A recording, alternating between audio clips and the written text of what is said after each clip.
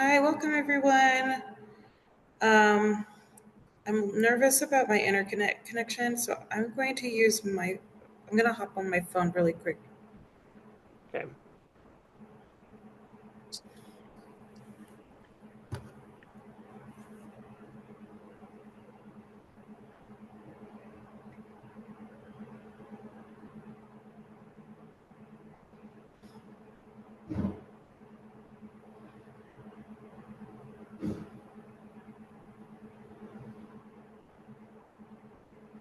Would, would Zach like to introduce himself?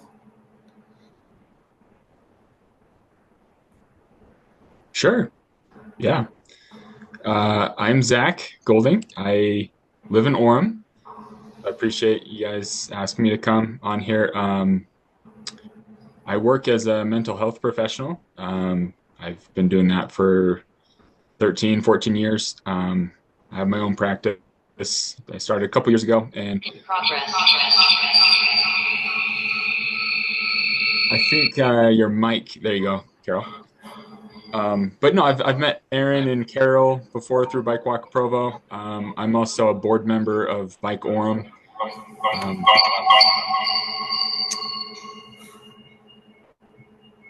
Carol, you got to mute. Yeah, if you can. So sorry, I need a minute.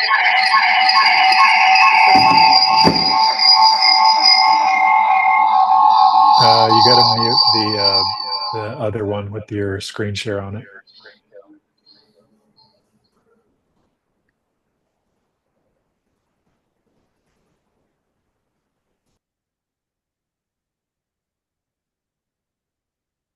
I think.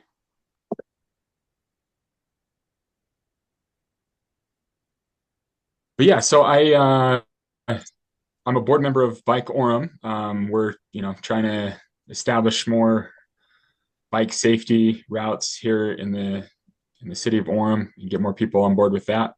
I'm a big proponent of the bicycle. I talk about it a lot with the people that I work with, as far as just getting them out, moving their bodies. I feel there's a major correlation between moving our bodies and getting out in our community and nature, as well as our mental health. And I feel like the bicycle is a main contributor to that and a main vehicle for that. So, in keeping with that theme, I also try to bike as much as I can to work and to school with my kids. And so when I saw the bike bus movement happen, start a couple years ago, I was like, this is it. This is something that our society needs, our kids need. And so I jumped on that to try to get something going in our area. So that's just a little bit about me. But yeah, I've lived in Orem for maybe 15 years. We've lived in our house for about 9 years, and we live in the Sharon Park neighborhood, which is kind of by the library and Baskin Robbins there in Orem. So that older community within there. So, anyways, I have a wife, 3 boys, and that's a little bit about me. So, yeah, whatever you guys wanted to talk about, and then I can jump into whatever. So, Thank you, Zach. yeah, thanks, so we want to make sure that everyone here knows, as exciting as bike buses are, there's plenty of ways to get involved in helping our kids get to school safely and in a fun way. And you're already doing it by being here. You can form a bike bus or help volunteer at a bike bus. You can also join your school's community council. The community councils, each school in the district has a community council, and they help direct where trust land funds go, but they also do things like edit and submit safe routes to school plans that go to the city, and then they approve, and when it's approved, then it goes to the state. And you can learn. I'll put all of these links and all of this in the chat. Actually, I'll just link the presentation and you can click on the links at your leisure. And then also there's Bike to School Week that we do every September. There's lots of ways to get involved there. And at our August monthly volunteer meeting, we'll go into more detail and have someone from the school board talk more about safe routes to school. And we'll have the link also, it's right there.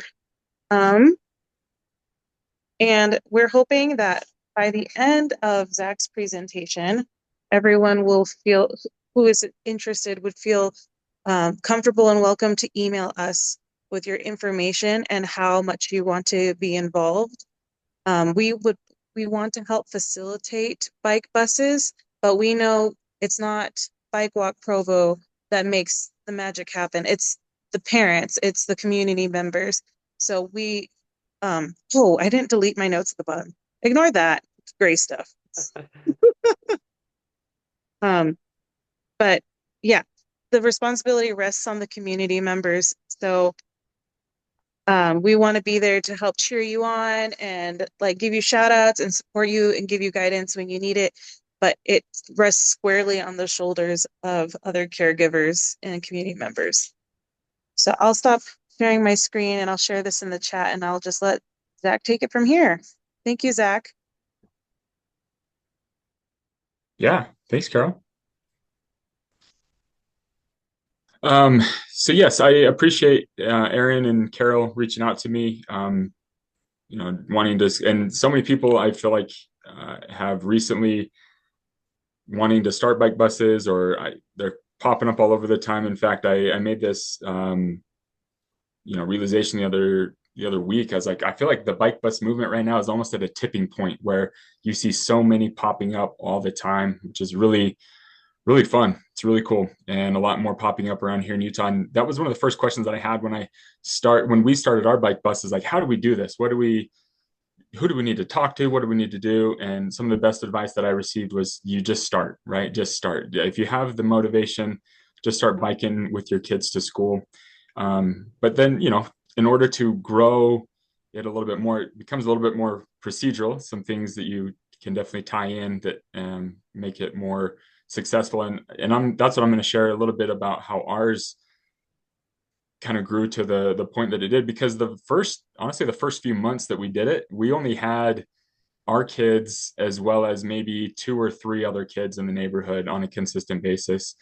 And that, once it got cold, then it died down again. But once we found a couple other families that were willing to ride with us and we started adjusting our routes, this last school year is when it really took off. And so a little bit of background, our elementary school where my son was attending kindergarten, Sharon Park Elementary, it actually got shut down after he was in kindergarten, because there just wasn't enough students there. And so all of those kids were then redirected to Cascade Elementary.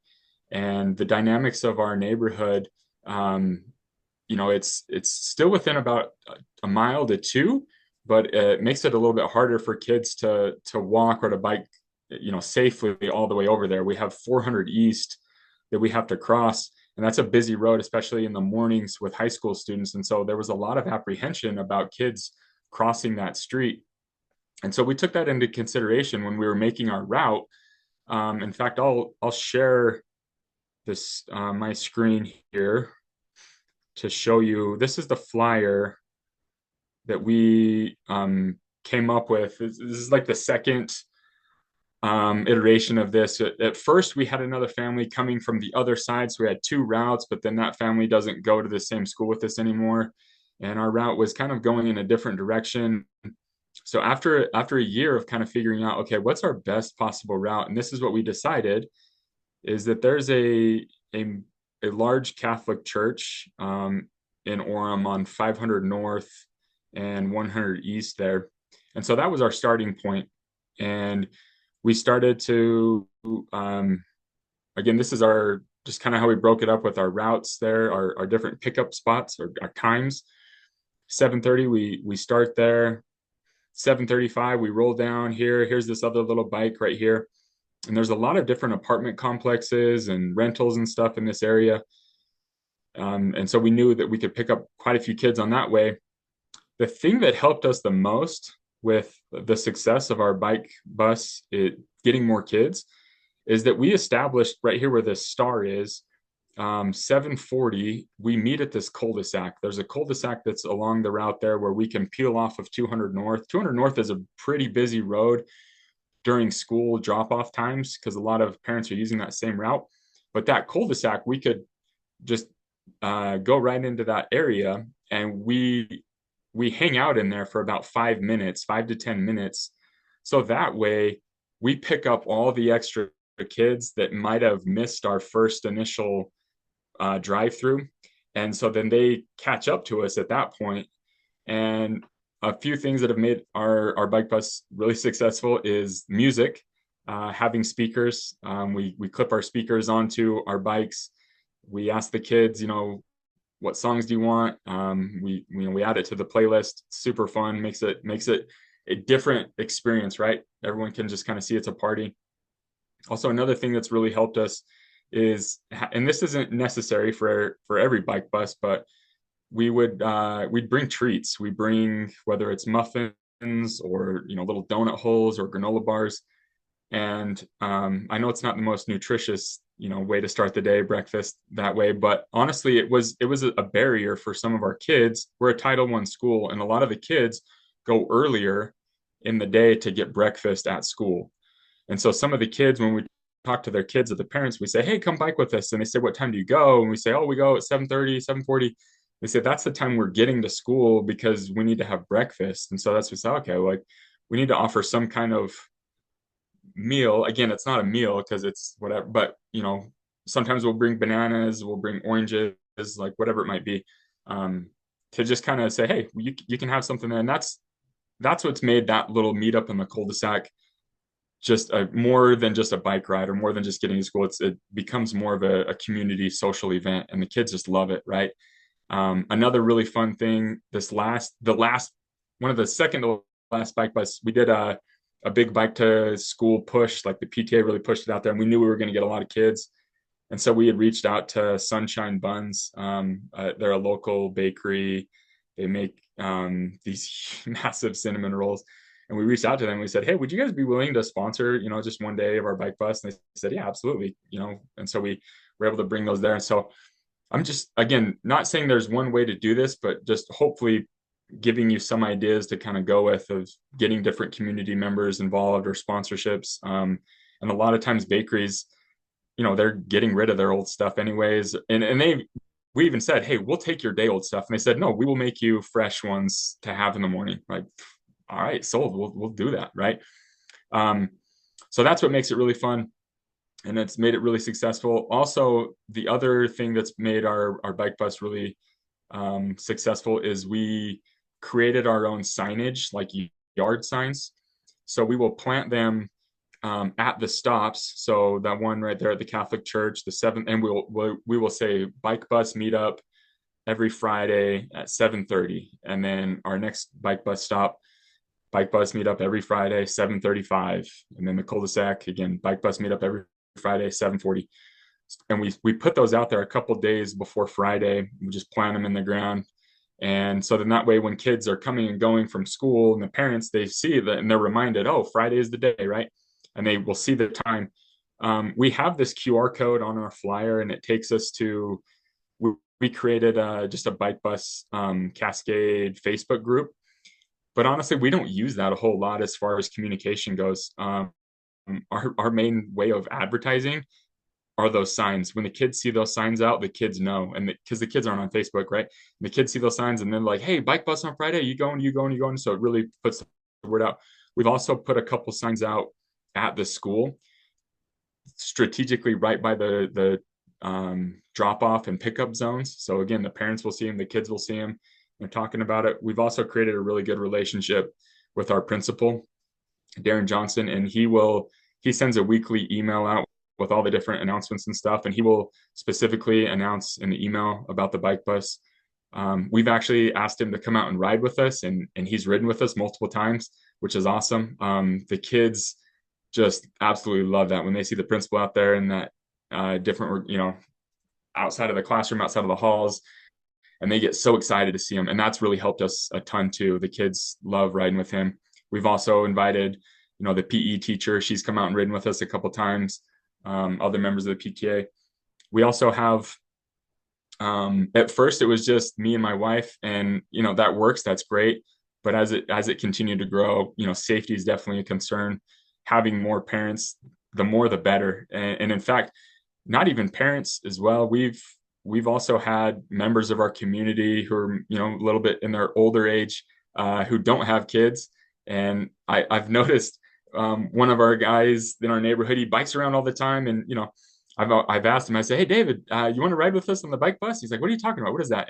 And he comes out, he rides with us, and he loves it. He absolutely loves it. We also have, some members of Bike Orem that are going to UVU, college age kids. They don't have any kids, they're not married, and they'll come out and they'll ride with us, and they act as, whether it be, corks at the different intersections to kind of stop the traffic, or they'll kind of hang back and act as a sweep, right, to kind of help the last kids get there. Because yeah, the more adults, the better for sure. But if you don't have a ton of adults, that's okay. Like just starting with you and one other adult, right, to be in the front and the back, that's totally fine. And again, we made this little flyer kind of based off of another bike bus that's in New Jersey. It's called the Montclair bike bus. It's huge. And I kind of picked the brain of one of their people, and they sent me some different resources. And so we kind of copy and pasted a lot of this stuff from theirs.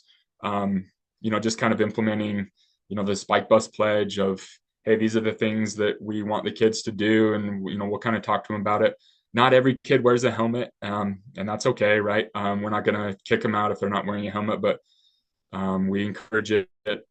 Also, to the riding without racing, you get a bunch of little fifth and sixth grader boys together on bikes, and they want to be the first ones there, and we have to remind them, hey, that's not the point. We know you guys are fast. We know you can beat everybody to school, but the point is to be with us all and all ride together. Just do it in a safe way, and they take that seriously. A lot of times we'll kind of assign a co-leader, right, a co-person in the front, and they just really get involved with that. So tapping into, if it's at an elementary school, having those fifth and sixth graders and them, again, reaching out to their friends and saying, hey, come, are you doing the bike bus, come ride with us, that's helped tremendously too, to get them all there. And so yeah, and then just teaching proper bike safety with kids. It's but the funnest thing, and we say this, we say, hey, if we get so many of us, we can just take this lane, like we'll just take it, and then that way we don't have to worry about traffic or anything else. We'll just go right along with it. And luckily we haven't faced any backlash against drivers. They're all pretty willing to let us go.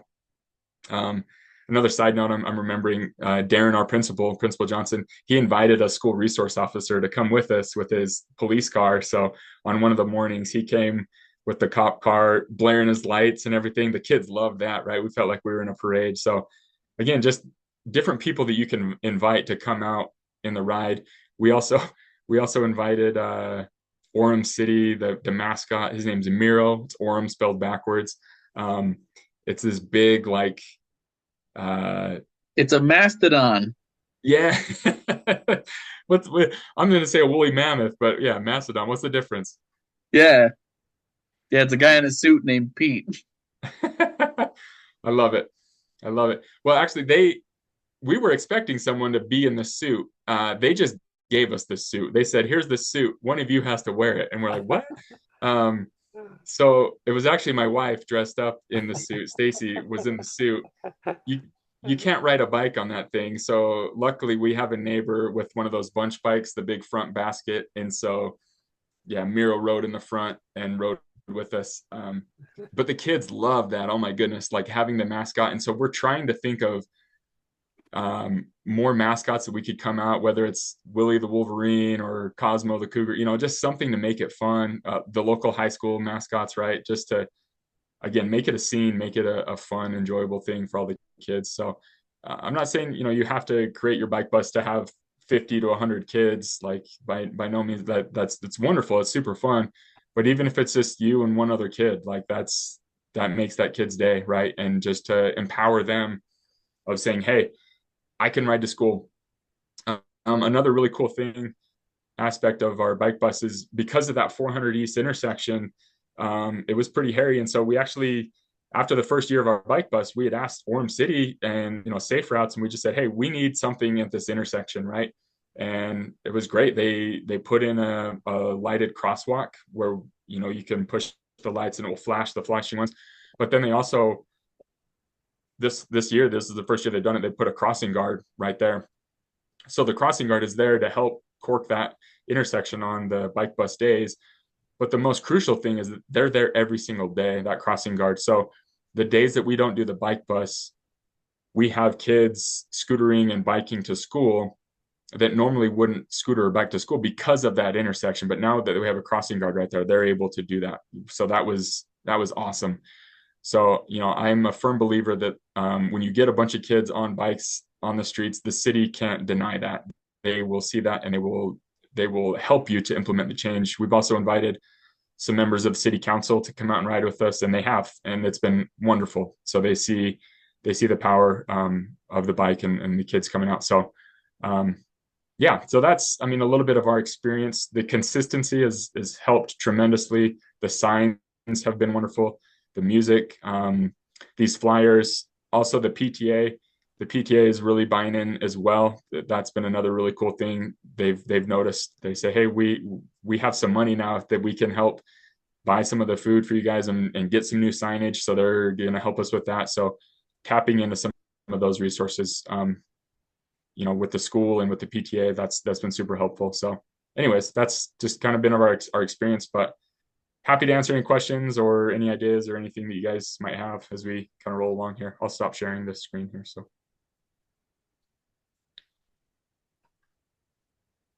Zach, there were some questions in the chat. One from Tammy, who I think is joining us from Spanish Fork, if I'm not mistaken. cool. Yep, that's me. Tammy, you want to go ahead and ask your question? Oh, and I've got a few. We've been trying a bike bus down here at my kids' school, which has been way fun. We're gonna end up kind of bowing out. We've got a newborn at our house, so we're gonna have to take the fall off and try it again in the spring. But I think I talked to your wife when I first was trying to figure out how to do that. So my question was, somebody asked about all the way through the winter. Do you have some kind of a way to let kids know if you're not going to do it on a bad weather day? Or like a policy that if it's raining buckets, then you're not going to, or do you just have less kids that show up? It's a good question. We haven't mastered that as far as like the communication day of, like, are we doing it or are we not doing it? We we stopped our bike bus like midway through November because of the cold weather, and then we picked it back up end of February, like the last weekend of February or the last Friday of February. If it's still raining, we'll still go. If it's snowing, if there's snow on the road, then definitely we will not do it. But one thing that I've seen is that you still get some of the older kids that come out, even in the poor weather. But some of the families with the younger kids, they won't come out. So there's still kids that will ride no matter what. So I would say try to be as consistent as you can. And then if you can build communication lines with specific parents, whether, texting them or having a group chat or whatever, right? Just letting them know that it's off for the day. That would be ideal for sure.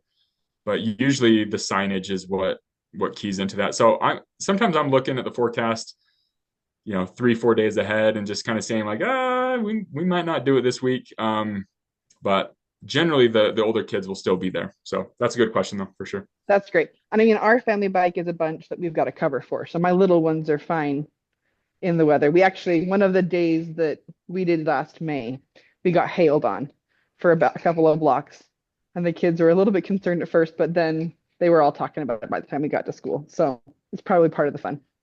Yeah, absolutely. And then the other question I had was, how do you keep your speakers linked? Because we've had problems with like someone at the front and someone at the back and keeping everybody's music the same. Yeah, we have that same problem for sure.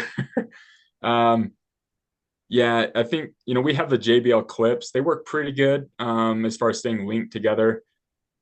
One thing that we're just kind of considering though is just biting the bullet and getting, or honestly having maybe, I don't know if we want PTA to sponsor that, but just finding a way to get a bigger speaker that's just super loud so everyone can hear it.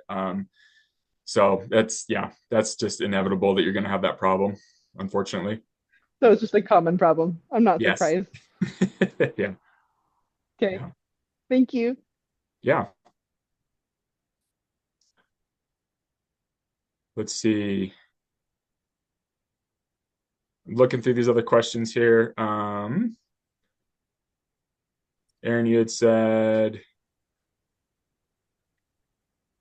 you have needed to help kids get on bikes, as in have bikes to ride. Yes. Yeah. Yes. Have you had to deal with that problem, and how have you met that challenge? Yep. Yeah, that's a problem that we have. A lot of kids want to ride, they don't have a bike, or they don't have the ability to ride. I'm really hoping to connect with the new bicycle hub and get some Goodwill bikes. I know that that was a resource in the past, so hoping to get that up and going.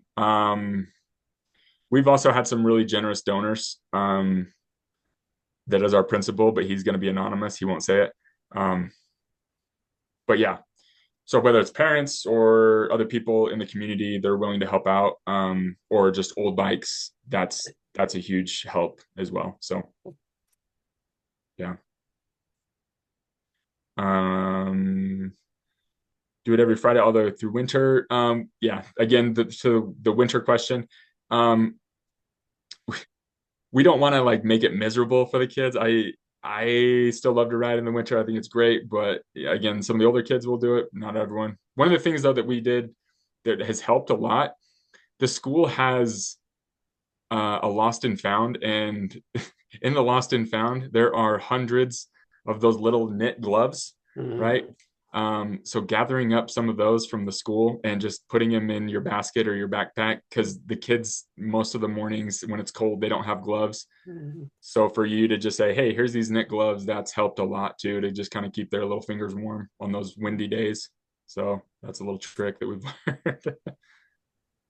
Hey Zach, can I just ask a clarification on that? So Yes. do you in those months where you it sounds like you don't do the bike bus when it's those colder months, are you actually still riding with kids on your own and letting people join if they want to, or you're actually just there's no bike bus? It's a good question. Usually we're still riding. Unless my son has just absolutely refused that morning and it's just super cold, then we won't. But sometimes, yeah, we'll still be riding, and so we'll still see kids out in the neighborhood and they'll ride with us, but it's not the official bike bus. We don't have the signage out, or we're not doing our meetup spot. So again, that's the cool thing about building the community is you get to know the kids along the route, and you just start to um, kind of build that connection with them as they all ride together. So,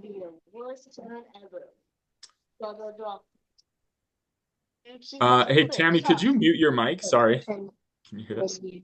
Oh, I thought it was. No, you're good. You're good. Sorry. Thanks.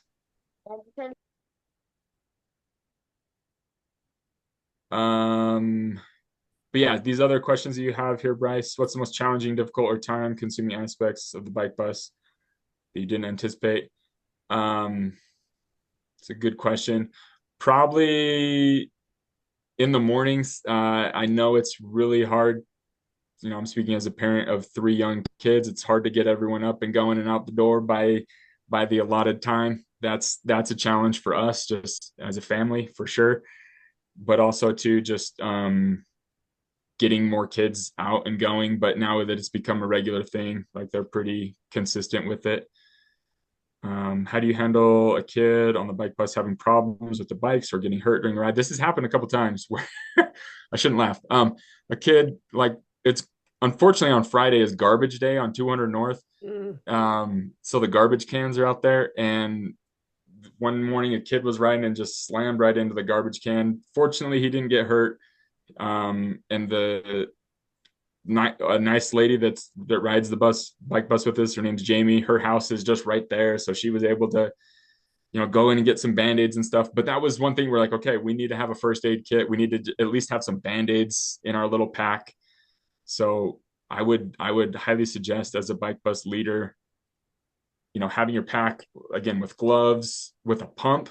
So many kids show up and their bike tires are low, and you're not riding 10 miles. If you can just put enough air in to get them to school, it just makes it so much easier. And then a first aid kit, having just some basic band-aids. But yeah, I mean, Would you hopefully. stop the whole bike bus, or would you send some ahead, or how do you handle that? Yeah, it depends on the group, how many kids you have. This is where it's really nice to have more parents and to have more volunteers. Some of these college age kids that ride with us, they're awesome, man, and they'll stop right there and they'll help out the kid and just be right there with them. So that's super helpful. But generally, we just keep moving, because if we have a big group and we can't stop for just one kid, that's, then all of a sudden the rest of the kids are going to be, 10, 15 minutes late. If we're a smaller group, then for sure. But that's what makes it nice where we have our meetup spot, that if something goes wrong, we always say, hey, we'll see you at the meetup spot. Just come up there and get a treat, but we're going to keep riding along till we get to there and then come to the meetup spot. So that's helped a lot. Well, So Zach, you should clarify that you stay with the kid, yes, and yes. I go along with the other kids. We don't leave them by themselves. Hey, Stacy. Hi, hon. Happy to have you. That made it sound like you left kids behind. We don't leave them behind. Yes. Yes, absolutely. For sure. Yeah, no, we have an adult that stays with them. Yeah, we don't just say good luck. Got it. You'll be there. No child left behind. Got Absolutely. Yeah. For sure. All right. I had one other question, and then sorry for taking up all the time, but I was just curious because I ride with my kids to school. Usually just put them on back my cargo bike, but we do it every day anyway. So I was just curious if you just kind of ride anyway on non-Fridays and just let kids join, or is it again like not a very formal thing, or how do you do that? Yeah. Honestly, like my goal is to be able to to be able to empower the kids to ride on their own, right? And so if they get the confidence within the bike bus, that's wonderful. And then this sounds like crazy parenting, but our second grader is he rides to school on his own now because of that intersection, because of that crosswalk. We feel, I mean, there's always risk, but we've taught him some things, and just it's awesome to see that, right? So empowering those kids to ride on their own, I'm a big supporter of that. It's great for their development and their mental health, but I recognize that that's not the case in every scenario and situation. So riding on other days, and again, building that community, building that culture, and building those networks with those kids, those connections, and having them all ride together. It's really cool. It's super fun. So, yeah, that's what I would say to that. Cool. Thank you. Yeah, that's been my hope for a while. I want my kids riding to school on their own if they can. So that's awesome. Yeah. Another question here. I got kind of a follow-up question Yes. for that. Oh, sorry. Can I ask a follow-up to the like writing on different days? Please. How do you teach the kids the difference? Because, between this is safe when you're riding with 30 other people, and this is how you ride safely on your own. Does this make sense? Yep. Because we've had like issues where, specifically for our route, we take, for like 3 blocks, the main street going up to the school from a church building up to the school.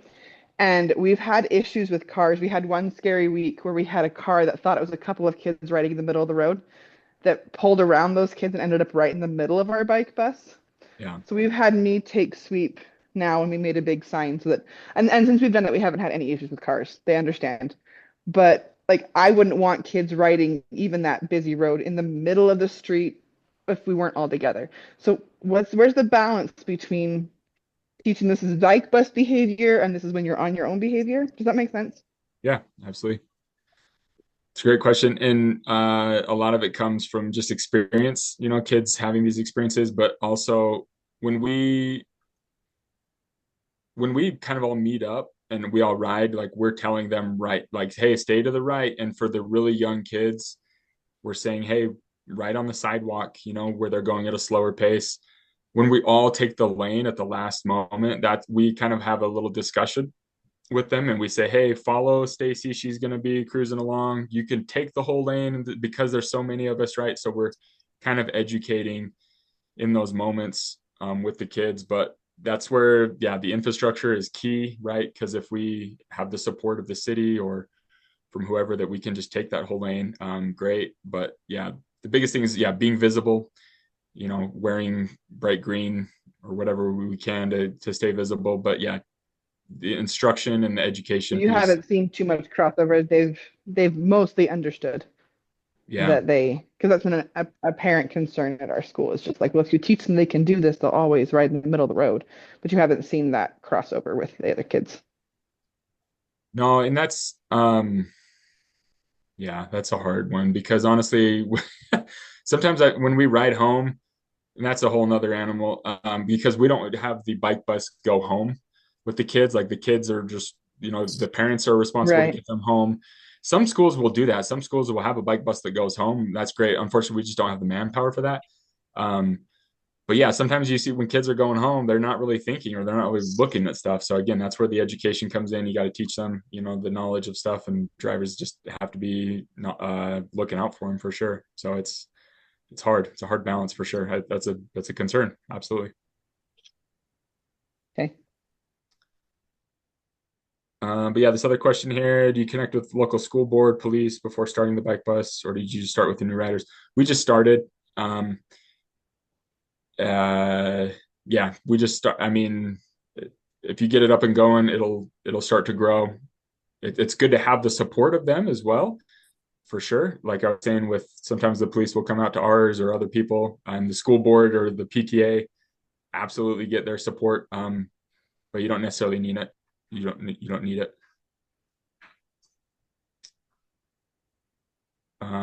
I like this question. Have you got any kid kind of age limit? Got a 5-year-old kid rides just on bounce bike right now, and I usually put their cargo bike. But would you let her ride along the ground, have someone match their pace? Yeah, if they can keep up, or if they have an adult to ride with them, great. But if they can't keep up with the whole pack, and sometimes parents have like dropped off their young kids with us, and we can tell like they're not going to keep pace with us, and so we say, hey, we love to have them. We don't have the adults to ride with them right now. If you want to come and ride with them, by all means, please do so, right? But they're not able to keep up with us right now. And so it's a hard thing. You don't want to leave the kid out, but just for their safety. So that's a good way to get the parents involved though, too. Just like, hey, come ride with them. Come get your bike, get your scooter, and come along for the ride. So yeah. Kind of along with that, what would you say is like your average pace? I'm really used to riding my e-bike really fast. I've done a handful of things with Bike Walk Provo and Provo Bike Hub, where not everybody has an e-bike, and I'm finding myself slowing down to their pace, and I love that. I do enjoy that. What pace do you match? Do you try and match the average fifth grader? Do you try and match the average second grader? I've learned this term recently. I love it. We're at a party pace, where it's just a nice, easy, mellow, we're not cruising super fast.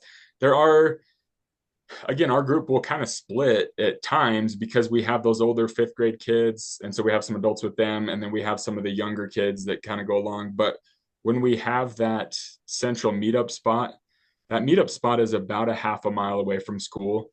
So it gives everyone the opportunity to kind of all meet back up, and then we're all kind of ride together, because that naturally spreading out is going to happen. But we just kind of have to go at a nice leisurely party pace with them, and so they can all listen to the music. And sometimes we've had, again, kids that were right ahead, and we have to, hey buddy, come on back, we know you're fast, but just come on back with us. So yeah. These are the questions here. Have you had to deal with school buses traffic pulling into the school?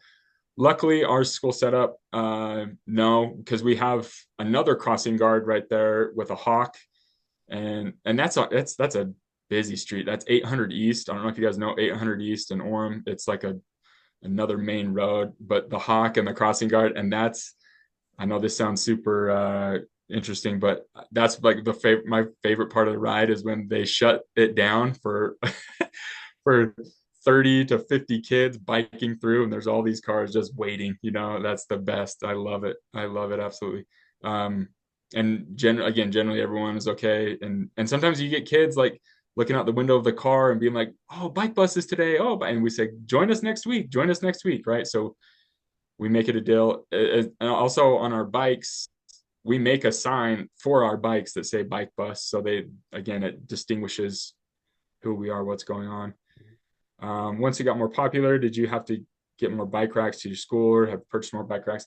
Luckily, no. We have a lot of bike racks at Cascade Elementary. They also have those scooter racks. Have you guys seen those scooter racks? They're really cool. They're up against the shed and you can lock them on there. But honestly, a lot of kids don't have to lock up the bikes because once all the bikes come in and the bell rings, they lock that gate. So no one is coming into the schoolyard. So all the bikes are locked up. So it makes it really convenient. An issue that we have had though is that gate not being big enough. And so they have a bigger gate where if like a truck needs to drive in, and some days they'll remember to open that for us when we have all the bikes, and some days they won't, but it's nice. It's convenient when the big gate is open, but it's not necessary. So yeah. What other questions?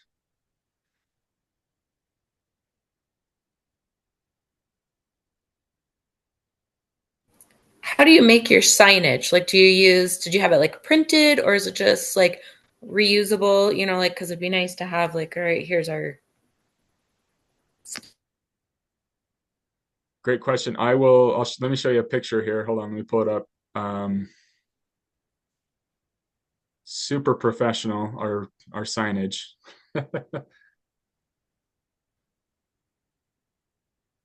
Here we go. It's just we ordered like some yellow signs, the yard signs, and then we will just get paint does not work. Paint will wash off in the rain, we've learned. But if you get those big jumbo Sharpie markers, that works really well. We are hoping to retire these signs this year because the PTA has offered to sponsor getting new signs. So we're in the works right now of getting some official signage, which we're excited about that we can put along the route. But yeah, it's just handwritten on a yellow sign, on a yellow poster board. So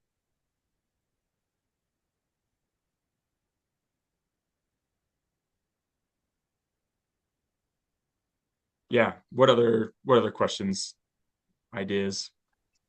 Is that sign in your yard, or is that I know where I'm at least imagining meeting is like at a public park.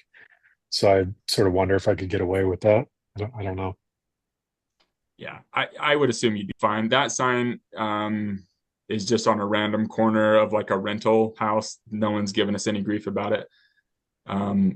In fact, it was cool. We had that sign out for a few days, and we had an old timer. He was standing at that sign one of the mornings. That was our first stop, and I rode over there and I was like, "Hey, how are you doing?" And he was like, "What's the bike bus? What is this?" And he just wanted to talk to us. He's big into biking and everything. And he's like, "Oh, this is so great. I have some recumbent bikes." I was like, "Come out and ride with us." So again, it's just a cool thing for the community to see.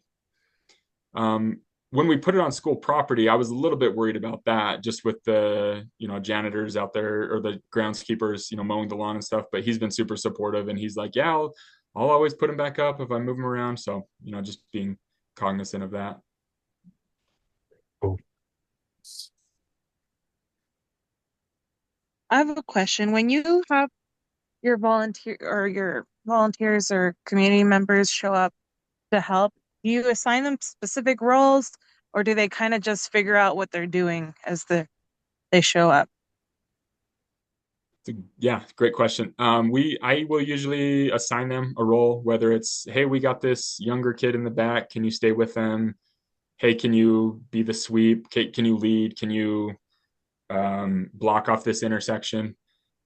So yeah, if you assign them a specific role, that's most helpful for sure. Again, if you don't have a lot of kids and they just want to ride, then you don't necessarily need to, but it's good for them to have a responsibility. Zach, when you block off intersections, do you do that just at intersections without stoplights? When there's do you go through any intersections where there's a stoplight? And if you do that, do you block those intersections even if they've turned green? It's a good question. We're fortunate enough that we don't have any stoplights. So we do have we have to cross 400 north as we're coming from the Catholic Church. We cross 400 north.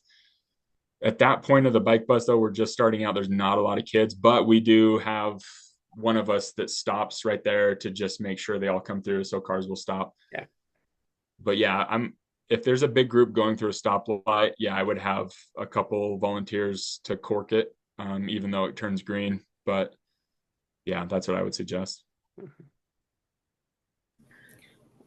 I just had a question about, like, you have just one route to school. Like, how does that work for the kids that live? Because we have like kids that live north of the school, and then we have the busy road, and kids that live south, and kids that live over here. So like, I was kind of imagining, like, do we do like three separate buses and we meet up? Like, how do you make that work for your route? Because it's, your elementary it's like a concentric circle. Like, how did you determine that?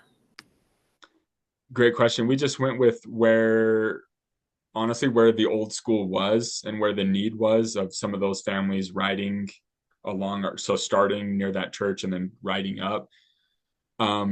Unfortunately, like when we first started, we had another family more on the east side that was willing to do a route from there and come over with us.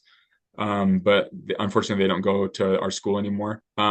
So we're still kind of filling that out as well, of trying to get another route. But it's really hard because logistically, it's like, well, why would we cross that busy road twice to loop back around? And so what I say to that, because we have some parents that they will bike with their kids to school from another route, but on Fridays they will come and join our bike bus. And I've said to them, I say, hey, I know that this doesn't make sense for you to go on this roundabout right way, but I say, I promise it's worth it. I promise if you come and you join the bike bus on a Friday, on just that day, like your kids will love it. The community, again, it just builds that involvement. So it's, if you have a central meetup spot where they can all, from whatever angle, whether it's a park or a church parking lot or something, where all these routes can meet up, that would be ideal, because then you just get that last half mile or mile ride. That's just, it's powerful. It's really cool to get them all there at the same time. But again, if it's logistically, if that doesn't make sense, if you have more bike buses that just feed into the school and then the meetup spot is the school, right, then that can be kind of the party right there. But riding together all together, I mean, that's the best part for sure.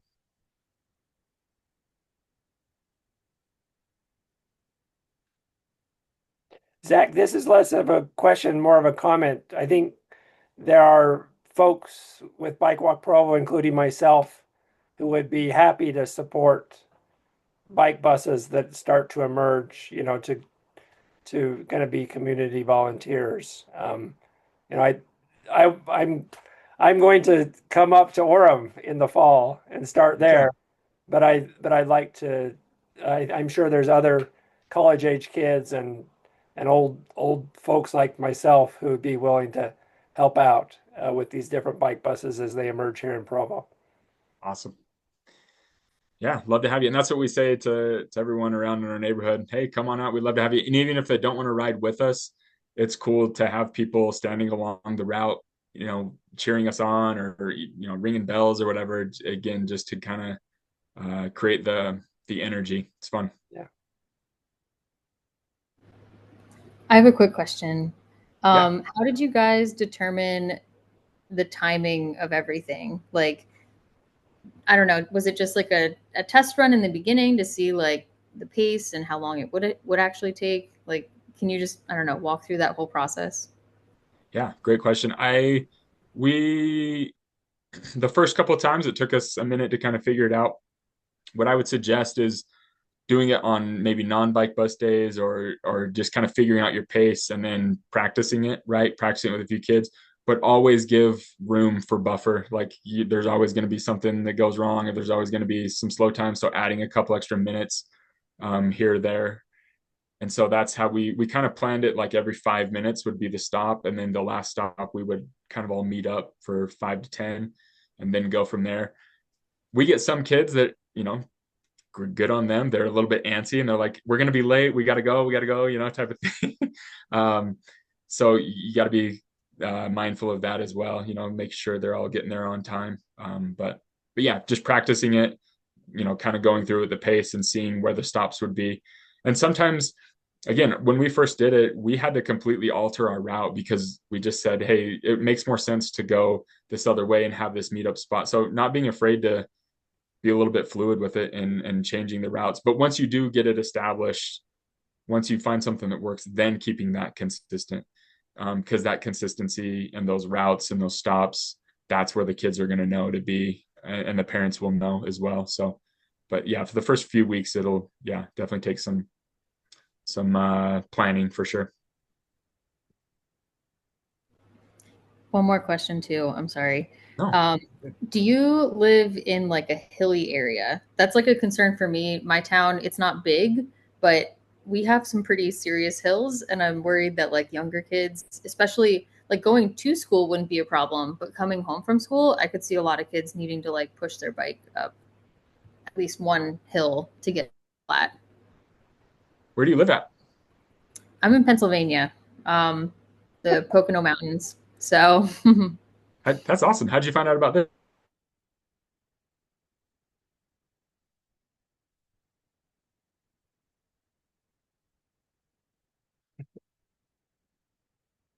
Is it Heidi? it's Heidi. Yeah, it's Heidi. Yeah, of course. Yeah. Wow, that's Yep. wild. Okay. Yeah, Heidi's awesome. Heidi is awesome. I love her. No, because she had mentioned that she's like, hey, there's a friend in Pennsylvania. So I'm like, I'm remembering now. Yep. Yeah, cool, Very awesome, cool. excellent. Yeah, no, we fortunately our route we don't have hills. We do have wind though. Holy smokes, we have this canyon wind that hits us, and we go right into that headwind every morning, and so that can be tough for the kids on cold, windy days. They're like just up against it. So it's yeah, you got to have that encouraging, just power through it. And if they have to get off and walk, then they'll do that. But just again, having more volunteers, having people to kind of help them along can be crucial for that as well. So did you guys like, sorry, I'm like dominating this right now. I have so many questions. Great. I actually don't have children. I just love biking. And so I'd like to see more of it in our neighborhood. We have like a bunch of trail systems around here, and that's essentially where everybody bikes. Nobody really understands like how to deal with bikers on the road, things like that. So I'm just hoping to like build up that knowledge within town too. But like in terms of, I don't know, getting other bike bus leaders, was it just like organically through knowing other parents, or I'm trying to figure out like, I don't know. I don't know how to set up that network. Like, I don't know if just going to a school board meeting would be the right avenue to do that. Cause sometimes, I don't know, I'm afraid to like go down that route. I don't want it to get like political or like, I don't know. I don't want them to like jump on and start setting up all these regulations. Yeah. Like, I don't know what to do. I'm kind of looking for suggestions, I guess. No, I think it's great. And honestly, you'd be a great asset and volunteer leader with whatever you want to get involved with. We had someone in a very similar situation as you on our bike bus, and they live in our community, and they hadn't joined Bike Orem, like our advocacy group, but they had reached out to, I don't know, Stacy, are you still on this? She'll give the history a little bit more. She might be putting kids down. But this girl had reached out to the school board or the PTA, and they said, hey, I want to help with a bike bus. They didn't know that we already had one. And the PTA said, hey, there's already a bike bus started. Here's their contact information. Come and help them. And it was really cool because this lady, she had connections with Bike Utah that we didn't have. And so she was able to connect us with them. And then Bike Utah came out and did some assemblies and did some different things. Anyways, so this girl comes out and rides with us. She doesn't have any kids, and she's one of our main volunteers, our main sweep. And it's wonderful. It's amazing. So yeah, I would first start reach out to the PTA and just say, do you know if there's a bike bus? And then if there's not, yeah, I know there's not. I definitely know that. I'm like involved with our towns like Parks and Rec, and there's a mom there that's like very active in the community, but not active, like physically active with like sports and things like that. So I don't know. I'll have to do some more talking, it sounds like. And this sounds creepy, but it'd be a lot better coming from a nice female than from a tall male in on my regard. But scouting out the families who ride and just approaching them and just saying, hey, I see that you bike to school. I love biking. Have you guys heard about a bike bus? Like, would you be interested in starting one? Right.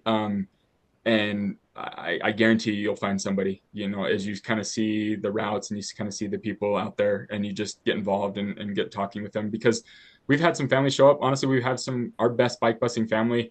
They don't speak English. They come out and they ride with us. They're Spanish speakers and it's awesome and they love it. And we just, hola, how you doing type of thing, but they're rolling with us and they're there every week and it's amazing. It's awesome. So once the community starts to connect, it just rolls from there. Thank you. Yeah.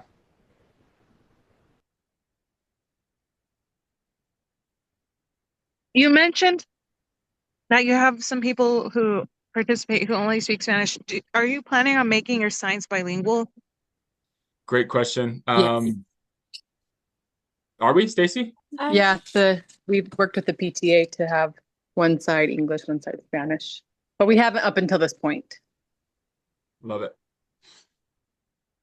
Yeah, that answers the question, Carol. Yes.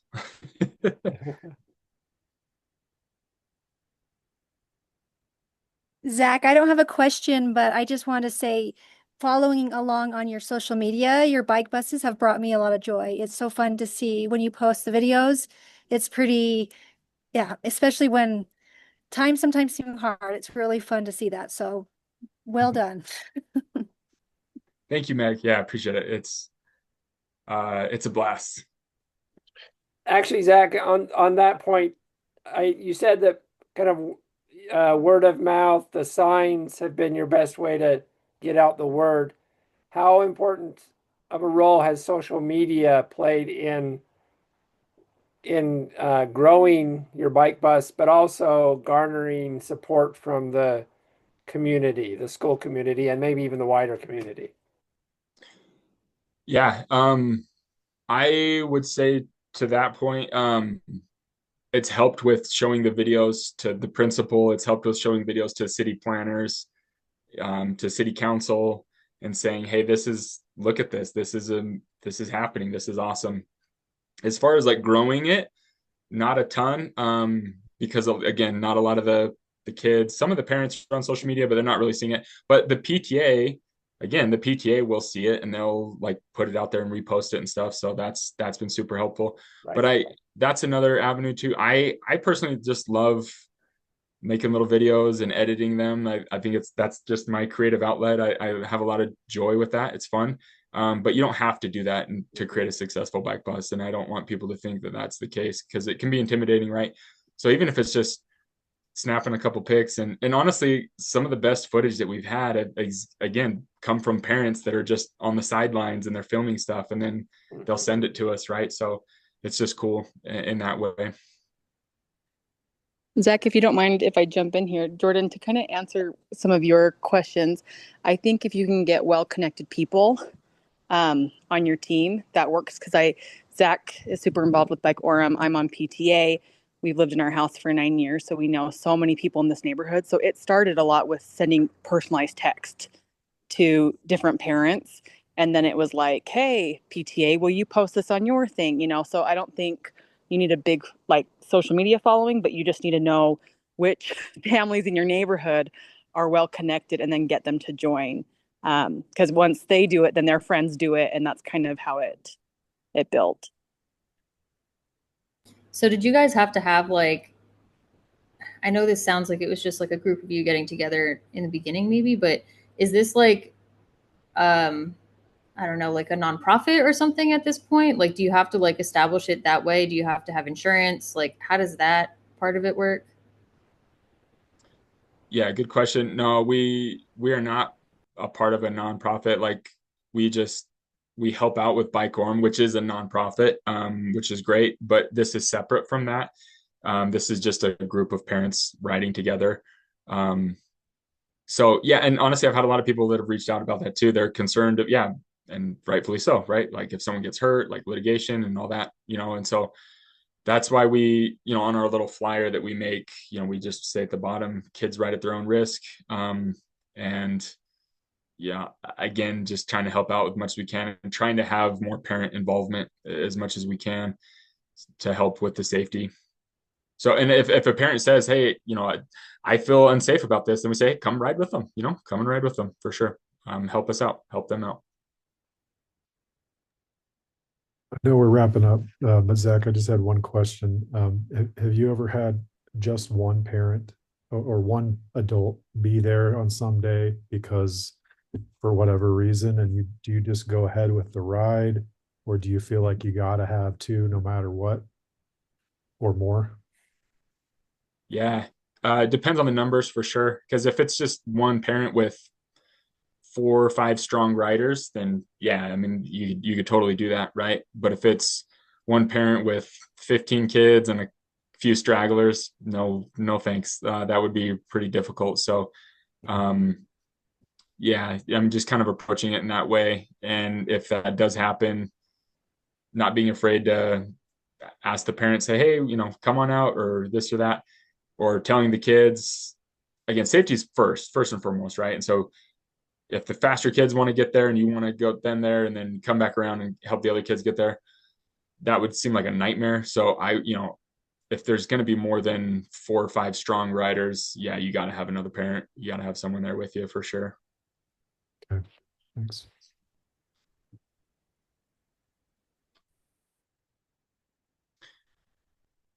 All Yeah. right. Well, if there aren't any more questions, is there any more questions? All right. Since it's been an hour and we're so grateful, Zach, that you took this time to talk to us about bike buses. Um, and we're really excited to try to form our own. For anyone in the chat who is local, to Provo, if you want to email Bike Walk Provo with like your level of interest and what your um specific like I know I'm really interested in helping provide meals because I know how important that is for a lot of people's like so if I were to email, I'd be like, yeah, here's my phone number, here's the school, I want to volunteer for the bike bus. I would like to help with, granola bars and fruit. So that would help us to help connect you to the people who would help you with your school's bike bus. And in the chat, very first comment was like the link to the slides in the beginning with the resources. And Zach, in the link you just shared, can you explain that? Yes. Yeah, I forgot to talk about that. So I just shared a link. If you want to click on that and then save it, because honestly, it's kind of hard to find just Googling, but save this PDF. It is a fantastic resource. Safe Routes to School, a national organization, put it together. They interviewed, I can't remember how many bike bus leaders. I was fortunate enough to be one of those leaders that they interviewed, and they kind of gathered all this information from all around the country and put together this document, this PDF, talking about all these different ideas. So it's awesome. It just came out a couple weeks ago. They just sent me a copy of it. So yeah, look through that. It's awesome, and it might spark some other ideas as well for you. Thank you. All Cheryl, right. you want to share Thanks, everyone. You want to share the email address people should reach out to if they have any questions or anything like that? Oh, yeah. So it's bikewalkprovo@gmail.com, and I'll type it in here too.